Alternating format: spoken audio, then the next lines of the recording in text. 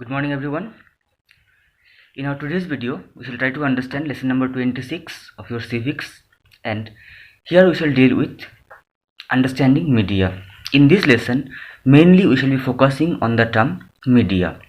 I hope everybody you have heard the word media. It simply means the different processes or the different methods through which we can come to know about the different happenings of the government, or the different we can come to know about the different products, or everything whatever is going on in the country, we can come to know, or the people can come to know through the media. The first point that we are going to discuss is here about media and democracy. I already told you what is the meaning of media, and about democracy we already studied in the first chapter of our civics that democracy is a government of the people, for the people, and by the people. Means, in a democratic form of government, all the power are there in the hand of the people, not in the hand of the leaders, not directly but indirectly. Now, here the point is the relation between media and democracy. Different methods to contact the public are called media. As I already told you that the different methods or the different tools which are used to contact or to connect the public, that is known as media. Media plays an important role in providing information about everything that is happening in a democratic country and keep the people alert and agile. What is the meaning of this? In a democratic country, our leaders or our representatives are elected by the people through the election. And once the election is over, the ruling party or the ruling government, they frame different types of policies, or they make different types of laws for the development of the country, and it is the media through which the people of the country can come to know about the different policies made by the government. When the people come to know about these policies and the programs made by the ruling government, we can criticize those policies if it is a threat to the citizens' right, or if it is not beneficial for the people. And in that way we can say media, it helps a democratic government to be successful, and also at the same time it also helps the people to come to know about the functioning of the government. So that's the relationship between media and democracy. Well, the next point that we are going to study is here about different agencies of media, important agencies of media. As I told you just before some time that different agencies or different processes are there in media. What are they? Here I have taken the first point as print media or press. About the word press, everybody you have heard or you have seen the news channel also. These news channels, they generally work, they are generally known as the press, and through them only we can come to know about the different functioning of the government. The most important medium for the formation of public opinion is the print medium or the press. In this press, it includes newspapers, it includes magazine, etc. This all comes under press. The news reporters, they generally collect the different news regarding politics, regarding sports, regarding entertainment, and all these news are generally published in the newspaper. Some news are also published in the magazines. Also, we can see the news in the different news channels. Newspapers guide the people and enable them to form their opinion and to express it. Early in the morning, when we shall be going to the newspaper, in the newspaper we can get different types of news, like political news, news relating to sports, and the different other types of news. And after reading all these news, the people or we can form our opinion, or we can criticize the policy or criticize the law. That is why the press is called the lighthouse of democracy. We can say press, it is the most important form or agency of the mass media, and it is known as the lighthouse of democracy because it is only because of the presence of the press that the people of the country can come to know about the different functioning of the democratic government. That's about print media or press. Next comes electronic media of mass communication. See, this newspaper, no doubt it is very much beneficial, but it cannot help the illiterate people. The uneducated people, they cannot get any benefit from the newspaper because they cannot read or write. But the different electronic media of mass communication, they help the literate as well as the illiterate people to get the news. Two examples I have taken. One is radio. Everybody is familiar with this. Another one is television. Radio and television are both important mass media which play a vital role in the formation and expression of public opinion. Public opinion, or the people, they can form their opinion, they can criticize the existing policies through the newspaper also, but radio and television, they are, in some extent, they are better than the newspaper. Why it is? Because in radio people can hear the news, the illiterate people, they also can understand it. In the television, not only we can hear the news as well as we can see the pictures, so they are also very important medium of mass communication. The radio and television reach even the illiterates and help them to form their opinion. As I told you, that this radio and television, they not only help the educated people, but they also help the illiterate people who cannot read and write.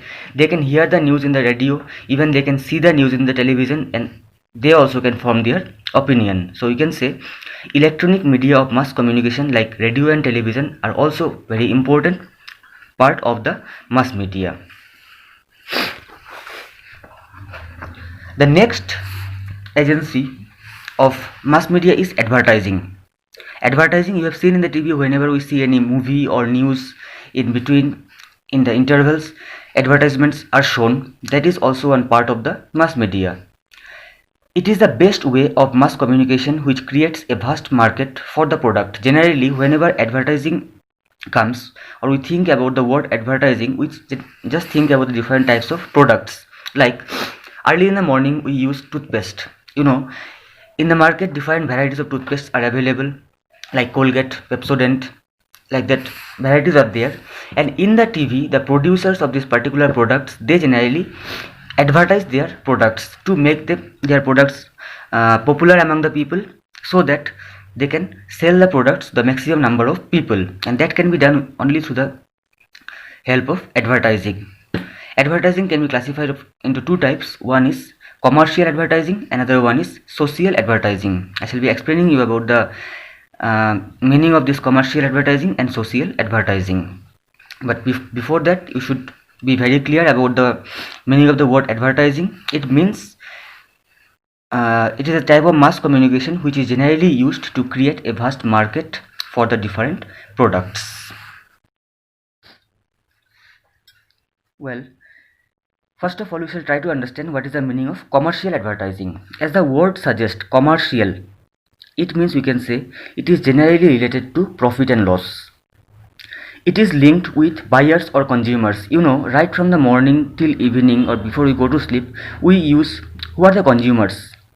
We are the consumers. We are the buyers or the consumers who consume the different products purchasing from the market. And this commercial advertising, it is generally related to the consumers or the buyers, because we or the consumers are the people who purchase the different type of things from the market. The producers use this type of advertising to attract the people towards their product, like toothpaste, soap, TV, etc. As I told you before some time, that in the market different types of toothpaste are available, different types, varieties of soaps are there, even TV also are there of different qualities and different types. So the producers who generally produce all these things, they take the help of the commercial advertising to popularize their different products. They use all the methods and tools like newspaper, radio, TV, etc. And these producers, what they generally do, they take the help of newspaper to advertise their products. I think you have seen in the newspaper the advertisements, even it is in your book. In the radio also we can hear about different types of advertisement. In TV, everybody you have seen, the advertisements are shown to make the different products popular among the people. These advertisements are to promote the sale of different products. Remember, commercial advertising, it is mainly for profit, and that's why this is mainly to promote the sale of different types of products. The producer of different types of products, they generally take the help of this commercial advertising for the promotion of their product. This advertising is also known as consumer advertising. As I told you in the beginning, that commercial advertising is generally related to the consumers, and that's the reason why this type of advertising or commercial advertising is also known as consumer advertising. That's all about commercial advertising. The second type of advertising, it is known as the social advertising. As we got in commercial advertising, it is mainly related to profit or for the sale of the products. At the same time, social advertising, it is not for the for any monetary benefit, but it is for the social welfare of the people. This type of advertisement seeks to promote important social issues such as family planning. One example is family planning, cancer awareness, respect for female child, communal harmony, etc. Some advertisements are there which are generally voluntarily done by the different advertising companies or even by the government to promote or to develop the different types of social issues, like smoking kills. I think you have seen the advertisement in the TVs that smoking is not good, it is not at all good for the health. That is given by the government. That also comes under social advertising, which is mainly for the welfare of the people. Family planning, if family will be large, expenditure will be more. So if we can control our family or family members, then we can save more money and we can develop our own family. So all this type of advertising which are related to the social issues comes under social advertising. This is mainly for the welfare of the people. The social advertisements are not for any monetary profit, but it is for the welfare of the people. Social advertisements create an awareness for different social causes like blood donation, dowry system, respect for the female child, etc. This through the social advertisements, the government or the different advertising agencies, they generally try to create awareness or to make the people aware about the different types of problems of the society, so that people can understand about these problems and the society can be developed. So that's about social advertising. Now the chapter is completed. You need to go through the video, even you need to read the chapter, and if there's any type of doubt, please get it cleared. Thank you very much.